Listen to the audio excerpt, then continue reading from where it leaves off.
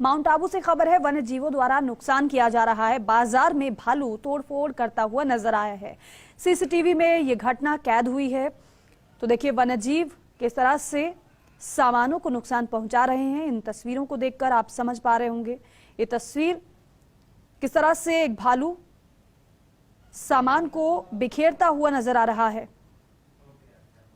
बाजार में भालू घुसाया और दुकान में किस तरह से भालू ने रखा सामान इधर उधर कर दिया। ये आप देख रहे हैं सीसीटीवी ये फुटेज सामने आया है। लेकिन इस तरह से अगर वन्यजीवों के द्वारा ऐसे ही नुकसान पहुंचाया जाता रहा तो फिर यहां लोगों की परेशानी बढ़ जाएगी। एक तो हमले की दहशत, तो दूसरी नुकसान की आशंका लोगों के लिए परेशानी बनी हुई है। कमलेश मेरे सहयोगी हमारे साथ जुड़ रहे हैं। कमलेश, क्योंकि ये वन्यजीवों द्वारा नुकसान की जो तस्वीर हम देख पा रहे हैं, हालांकि इधर उधर सामान तो किया है, लेकिन क्या टेरिटरी छोटी पड़ रही है? क्या वजह है कि इस तरीके से वन्यजीवों का विचरण यहाँ बाजारों में नजर आ रहा है?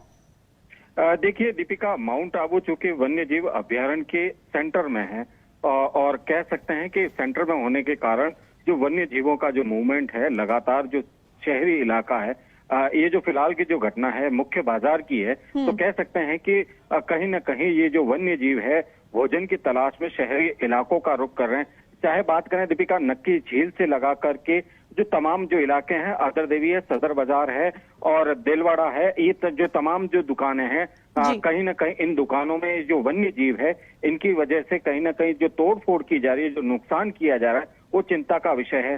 ऐसे में जो स्थानीय लोगों की मांग है कि कहीं ना कहीं जो वन विभाग की जो मॉनिटरिंग है वन्य जीवों के प्रति, वो कहीं ना कहीं कम नजर आ रही है। रात्रि की जो गश्त है वो प्रॉपर होनी चाहिए, ताकि जो वन्य जीव है शहरी इलाकों का जो रुख है और उनमें कहीं ना कहीं जो है कमी लाने का जो वन्य विभाग को जो है प्रयास करना चाहिए। कहीं ना कहीं कह सकते हैं दीपिका, आने वाले दिनों में ये इसी प्रकार से जो वन्य जीवों का मूवमेंट यदि शहरी इलाकों में हुआ तो मानव हानि भी हो सकती है। पिछली जो घटनाएं हैं, पिछली घटनाओं में कई बार मर्तबा जो मानव है, मानव पर भी वन्य जीवों ने हमला किया, उनको क्षति पहुंचाई है।